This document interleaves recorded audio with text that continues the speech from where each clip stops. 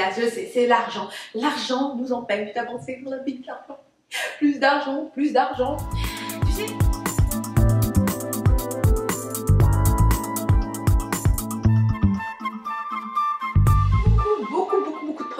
beaucoup de projets dans ma tête, mais limités par l'argent. C'est une question que j'avais reçue, notamment d'ailleurs lors d'une dernière conférence, donc une webconférence que j'avais fait.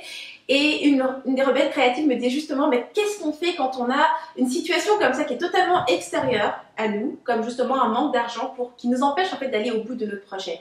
Donc si toi aussi tu es dans cette situation où tu as beaucoup d'idées, beaucoup de projets dans ta tête, mais tu es limité par l'argent, tu n'en as pas assez pour réaliser ton projet, je vais te donner aujourd'hui 3 étapes que j'ai utilisées qui m'ont aidé à dépasser cette croyance, cette limite que je m'étais mis, que j'avais pas assez d'argent pour concrétiser mon projet. Alors, la première chose, c'est de sortir de ta tête. Tu vois, j'ai dû sortir de ma tête et de l'idée de choses que je pourrais faire et de commencer à le faire.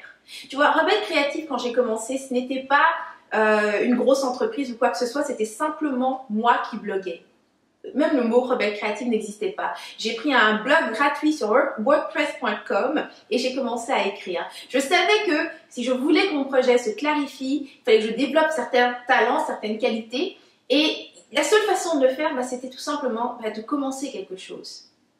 La deuxième étape, c'est que peu importe le nombre d'idées que tu as dans ta tête, et crois-moi, j'en avais, j'avais des cahiers d'idées, ça s'appelait comme ça, cahiers d'idées, et j'écrivais toutes mes idées.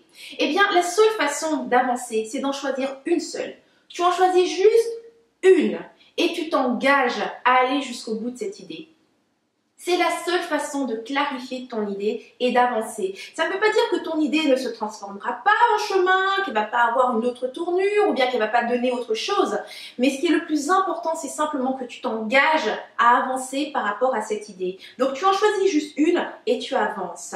Et la troisième étape, c'est de proposer quelque chose. Tu sais, dans cette idée que j'ai pas d'argent, c'est-à-dire j'ai plusieurs idées, mais je suis limitée par l'argent parce que j'en ai pas assez, eh bien c'est que tu attendrais quelque part qu'on te donne d'abord l'argent pour que tu concrétises cette idée. Le truc c'est que, pourquoi pas? Tu pourrais fonctionner comme ça, il n'y a aucun problème. Mais il faut que tu structures une idée. Il faut que tu expliques exactement comment va fonctionner cette idée, de quelle manière est-ce que tu vas amener ce service, ce produit, cette réalisation, cette association aux gens. Qu'est-ce que ça va régler comme problème? Comment est-ce qu'ils vont se sentir? Comment tu vas structurer tout ça? Il faut que tu amènes, il faut que tu structures, il faut que ton idée soit claire avant que les gens veuillent te donner d'abord cet argent, avant que tu l'aies concrétisé. Parce qu'il n'y a aucun problème à faire ça. Je le fais et beaucoup de gens le font, tu vois. Quand je propose un cours, un programme, c'est souvent que j'ai remarqué qu'il y avait un besoin. Ensuite, je vais discuter avec les membres de ma communauté. Par la suite, une fois que j'ai discuté avec eux, je vais structurer un programme, expliquer exactement de quelle manière est-ce que je vais livrer le programme et qu'est-ce que ça va amener à leur vie comme résultat et comment est-ce qu'ils vont se sentir après. Et si ça répond réellement à leurs besoins, eh bien, elles vont acheter le programme, tu vois. Et là, je vais créer ce cours. Donc, si c'est comme ça que tu veux fonctionner, oui, tu peux d'abord attendre l'argent et ensuite créer ce que tu veux créer. Mais il faut quand même que tu aies une idée claire, il faut quand même que tu l'aies structurée.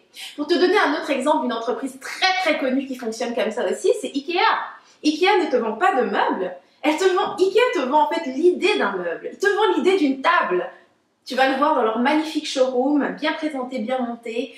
Ils vont te vendre un plan et des planches de bois avec quelques vis.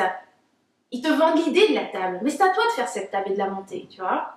Donc, quand tu dis beaucoup de projets dans ma tête, mais limités par un manque d'argent, c'est clairement pas ça le problème. Alors, j'espère qu'avec les 3 étapes que je t'ai données, ça va t'aider à dépasser ce blocage et que tu vas réellement choisir une idée, donc sortir de ta tête, ensuite vraiment choisir une seule idée et t'engager à aller jusqu'au bout de cette idée et faire une offre, proposer quelque chose. Tant que tu ne proposes rien aux gens, personne ne peut te donner de l'argent, il n'y a personne qui peut te donner une subvention, il n'y a personne qui peut acheter ton service. Donc il faut proposer quelque chose. Donc à présent, j'aimerais savoir ce que tu penses. Dans les commentaires, tu vas me dire des 3 étapes que j'ai partagées, laquelle t'aide dès maintenant à dépasser cette croyance que c'est à cause de l'argent que tu es limité, que ton projet ne peut pas avancer. Laisse-moi ça dans les commentaires et dis-moi surtout pourquoi, si tu appliques cette étape dès maintenant, tu pourras dépasser ce blocage. Alors ça termine cette inspiration. Si tu as aimé cette capsule, clique sur j'aime, partage autour de toi, fais tourner l'amour et l'inspiration. Et si tu veux d'autres inspirations comme celle-ci, rejoins-moi sur rebellecreative.com, inscris-toi à Rebelle TV et je t'enverrai mes prochaines capsules directement par mail. Comme ça, tu ne manques plus jamais une inspiration. Alors c'était Henriette Ndaka. Je te dis à la semaine prochaine et d'ici là, agis comme une rebelle créative. Tu vis à fond, sans culpabiliser, sans complexe et sans stress.